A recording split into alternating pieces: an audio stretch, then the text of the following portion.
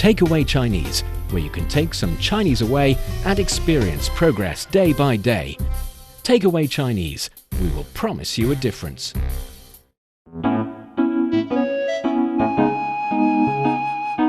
Welcome to Takeaway Chinese. I'm Niu Honglin with Steve Hatherley in the studio with me. Hello, Steve. Hello there, Ni hao. Thanks for having me back. Always a pleasure having you on the show. So, what's new? What's up? Anything fun happening in your life? Oh, just kind of following what's been going on online in terms of new friends. And I actually signed up to one of the social media apps here in China, just so I could kind of keep abreast of what's going on and kind of check out some videos. I'm talking specifically about the influx of American users into one particular application. And I thought that was really interesting and really kind of heartwarming. We talked about it on Roundtable one day as well. But yeah, I signed up so that I could watch some of the videos. And it's really fun to watch, people from the United States talk and ask questions about China, and then some people here in China are responding to, and it's just kind of fun to observe the interaction. It's really cool. Yes, it is really cool, because when we think we know each other in the sense that we know each other's country, we understand each other's cultures, we are wrong. We don't know, because our understandings about a different culture would be limited to the sources that we use to know about the other cultures. Yep. Unless we actually go to each other's countries, which makes the understanding quite limited. And that is why when we actually interview people who are, coming to China for the first time or who have been living here for a while, we like to ask the questions, so before you came here, what was your impression? When you're here, what are the differences? And after so many years, what do you think impressed you the most? And what do you think you want to tell other people? And at the same time, we realize that we should also be asking, what do you want to know? What is something that interests you? What can we answer? What are you curious about? Exactly. And the word curious in Chinese, by the way, is 好奇. 好奇. Yes, 好 is like another pronunciation of 好, good. Remember, 你好, that's you, good, or hello.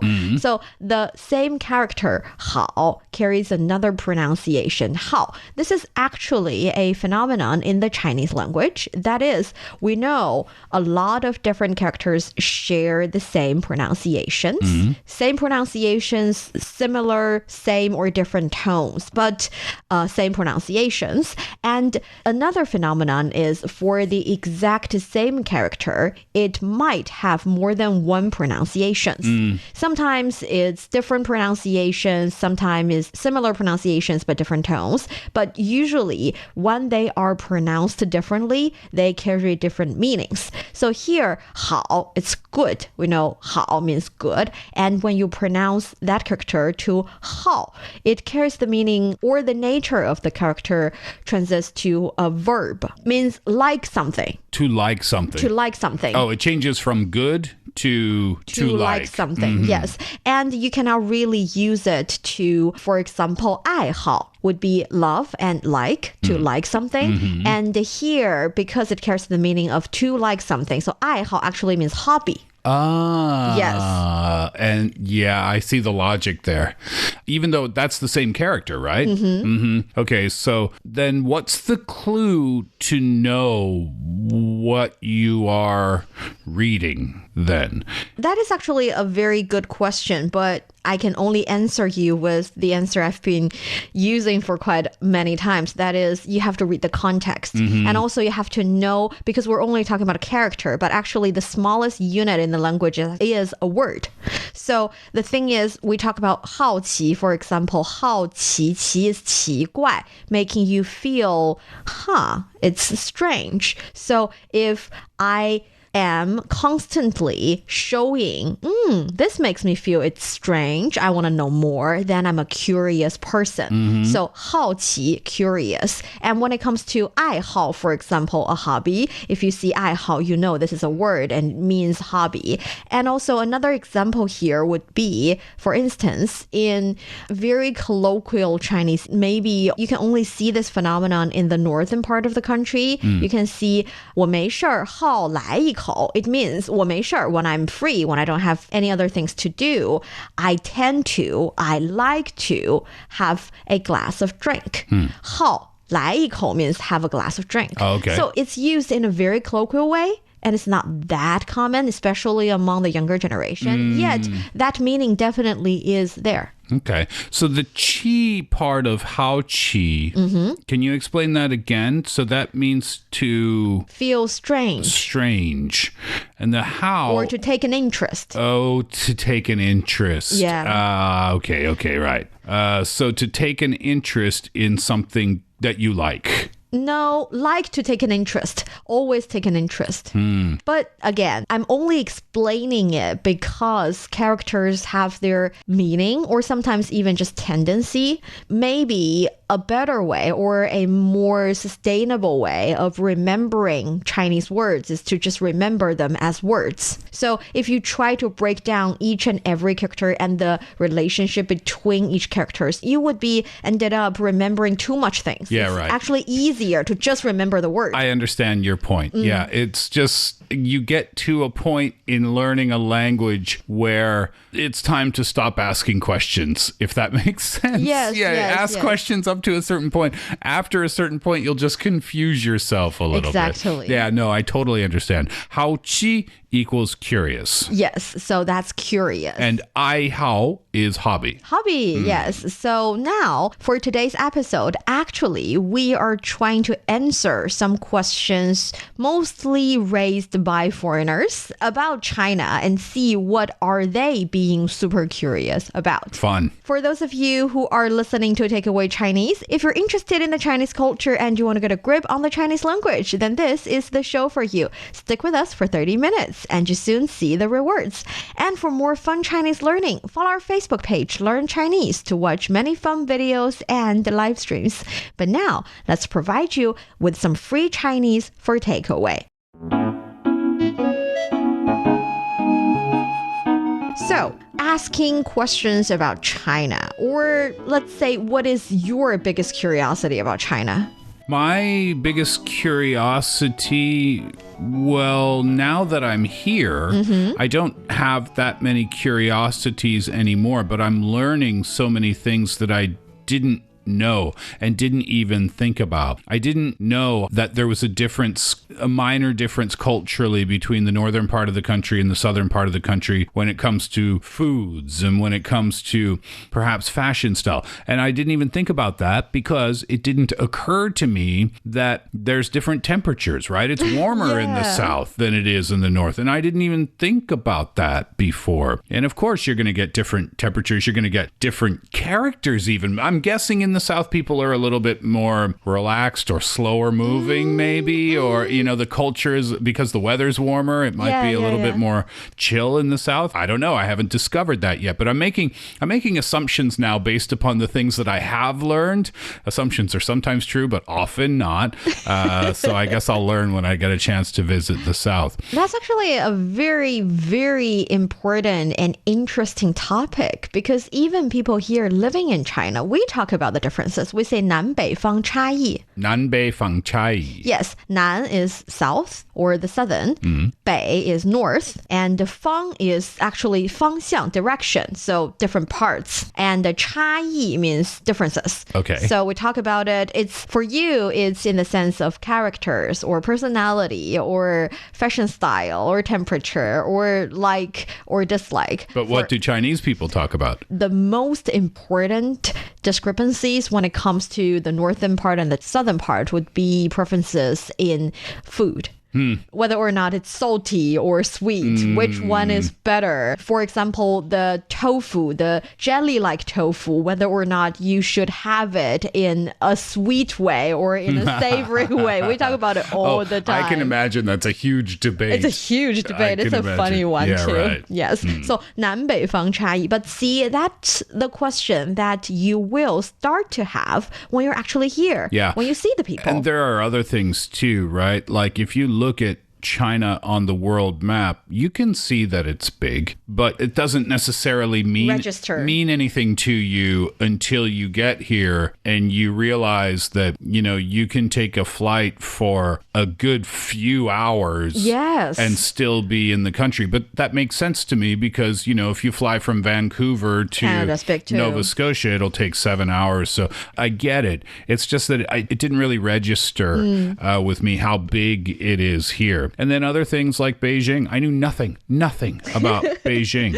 Maybe a couple of landmarks, but in the city, but that's about it. And then being here, you learn how expansive it is. And now I'm digging into a little bit of the history on the city. So it's funny, you know, when you first move to a new country, even in the first 6 months, I think, and maybe even up to the first year, you don't really realize that you're there, if that makes sense. You know, I live really close to where I work and I work in an English environment. So it's not like I've been dropped into the middle of a small town in China where nobody speaks English. What I mean is, it's not so unfamiliar to me. I've lived in other big cities around the world too that have great food. Beijing has great food. So all of that is really familiar. It's easy to forget that you're living in a brand new place. And I'm still in that period where most of the time I don't think about it. You know, my wife and I have this conversation. We'll walk down the street. We'll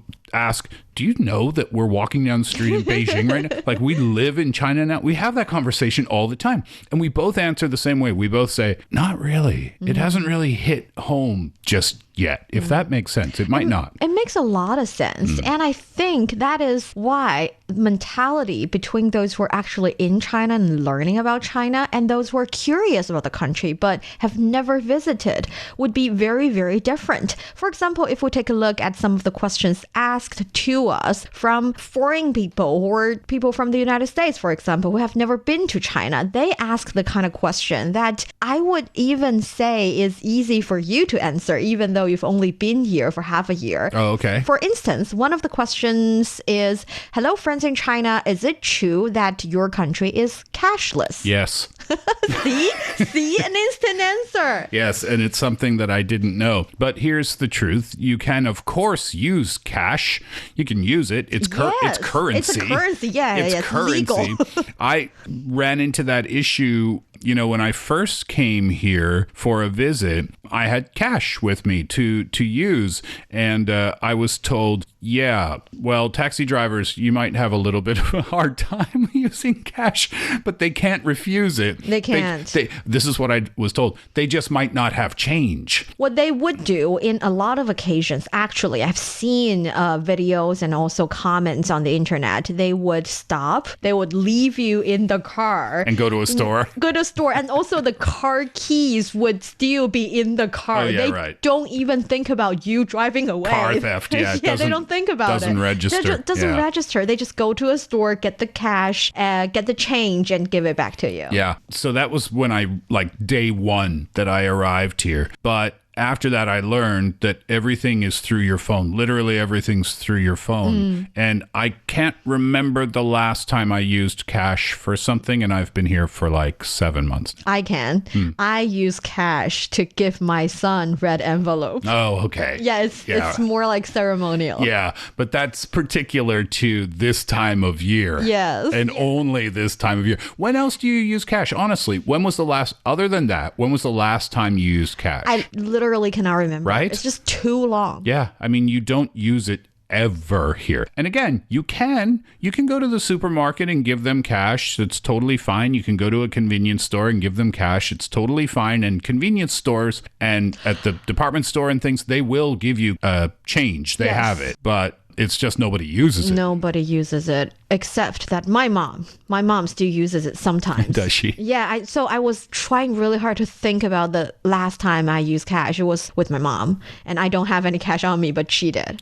So cash in Chinese, by the way, would be 现金. 现金. Yes, 金 is gold or currency, and the 现 is like right now, present, something here. So 现金 is like the currency that you can provide or the money you can provide, you can see. It's something tangible. So 现金, paper notes, paper money notes. Was Shenzhen named after that because it's a wealthy city? No, 现金, Shenzhen. No. Sounds similar to me.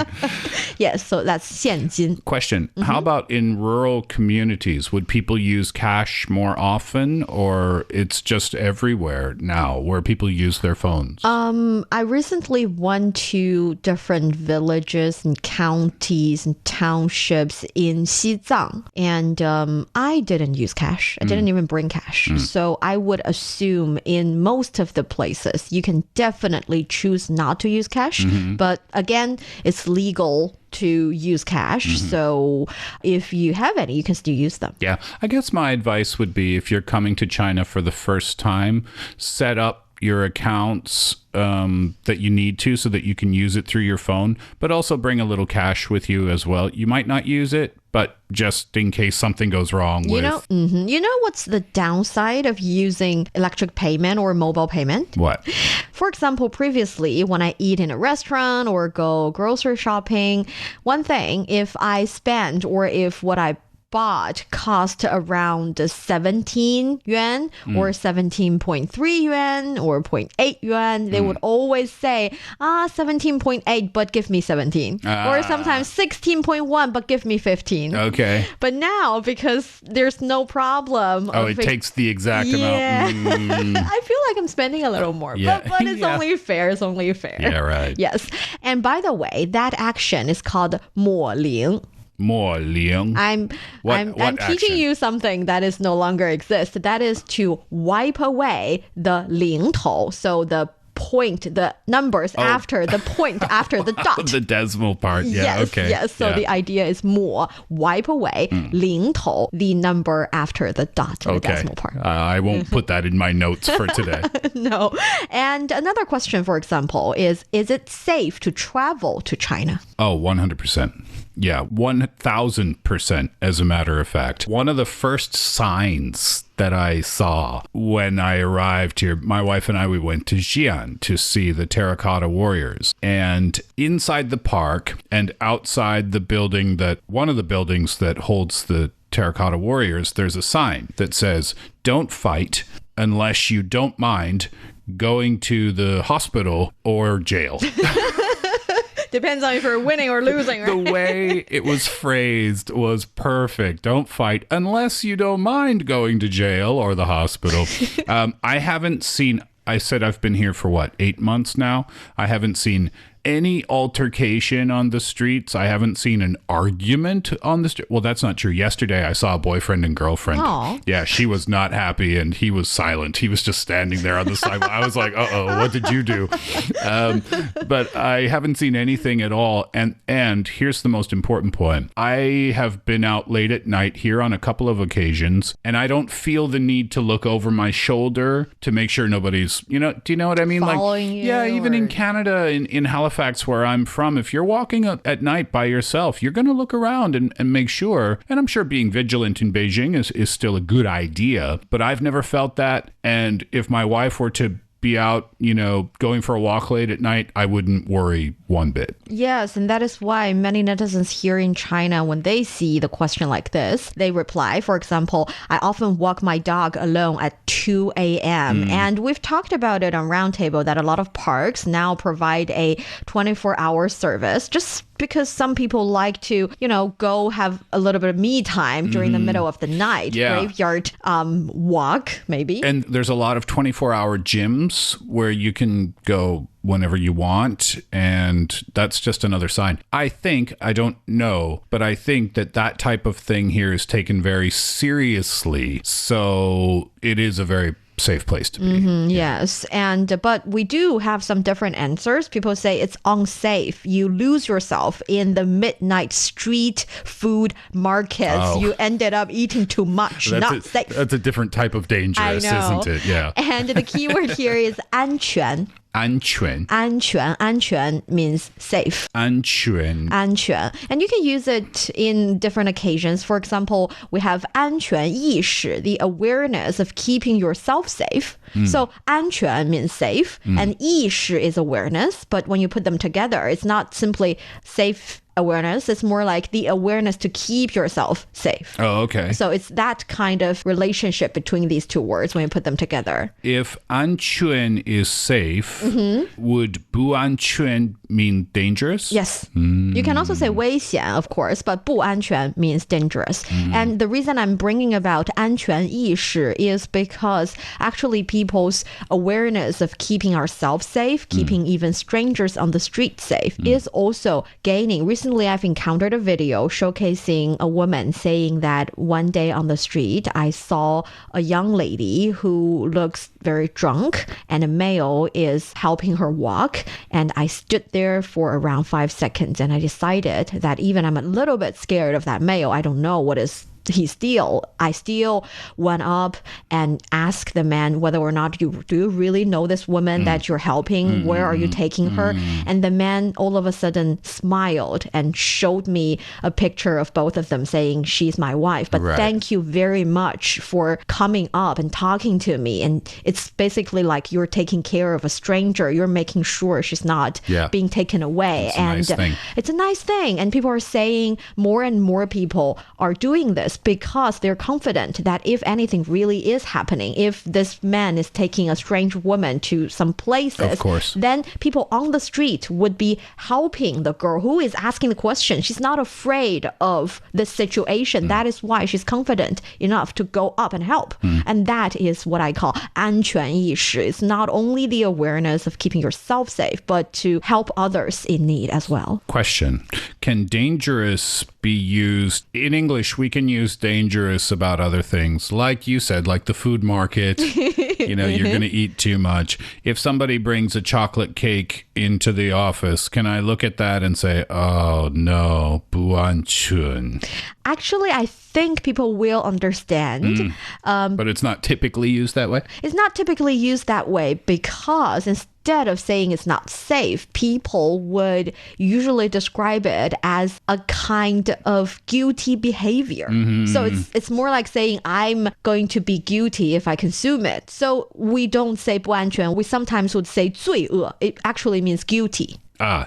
罪恶. 罪恶. 罪恶. 太罪恶了. It's something that's, I cannot have it. It's almost like a crime I'm committing if I finish that piece of chocolate. 罪恶. Perfect. Okay.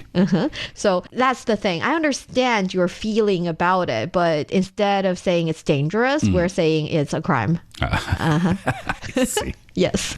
And then another commonly asked question is, can you travel to China without knowing Chinese? Yes. But I don't know if that would be true everywhere. Right? I think Beijing is quite English friendly. I've heard Shanghai is even more English friendly than Beijing is. Yes, they're good. But then again, because China's so large, I'm also guessing that if you travel to a smaller town or into the, smaller communities, rural areas, you're not going to find anybody who speaks English there. Now, that's for conversation, right? But we have those little magic rectangles called our smartphones. And even if you are trying to deal with someone who doesn't speak English or whatever language, I'm just saying English because I'm an English speaker. It could be anything. But if you encounter someone who doesn't speak the same language as you do and you don't speak Chinese, the applications on your phone are incredible for language translation. And here's the other thing. Every Beijinger that I've encountered in terms of, a waiter or a waitress in a restaurant or someone working at a hotel or a taxi driver or anyone, they all know. Everyone has the app on their phone, the language translation app. So sometimes people see me coming And they'll take out their phone and get ready, knowing that they need to use the language translation app. You don't need to speak Chinese to live in one of the big cities here, I guess. But learn a few words anyway. And try to use those just because people appreciate it, right? Yeah, I do that too. When I travel to different countries, I try to learn hello and I love you in that language. Yeah, right. It's just, showing that you are trying as well here. You want to know their culture. You are taking an interest. So, 学一点中文, learn a little bit Chinese. Yeah, I mean, I think that's probably true for many cities around the world. But to answer your question fully, I would say it depends on where you are. But for the big cities, not really. And on one hand, we're saying that everyone is using their translator or translating machine on their phone quite well. It's funny because thinking about it, you are the one who needs the translating machine, yet everybody else is already having it and using it. Yeah, and the reason they have it at the ready is because you are not the first person they've seen that doesn't speak Chinese, they know. But you know That's something? You'll run into people who speak English and you'll be surprised. I was getting a haircut the other day and the lady sitting next to me was maybe 70 years old and she just looked at me and said, "Do you need some help?" Like that.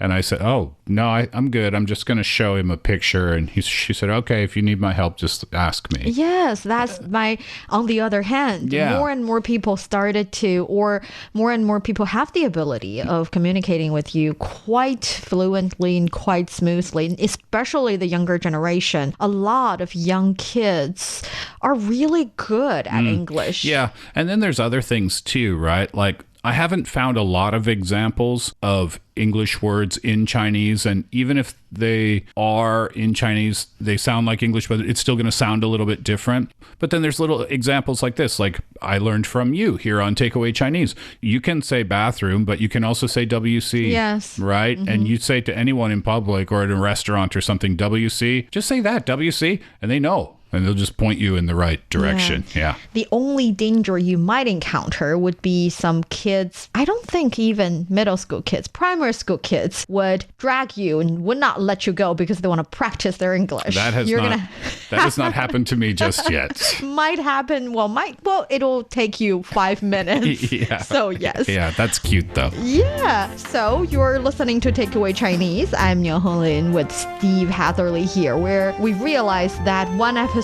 cannot really conclude all the fun questions or the curiosities of those who are not currently in China yet want to know more about the country. So we are going to have another episode. So for a next episode, we'll still talk about the things that people are curious about.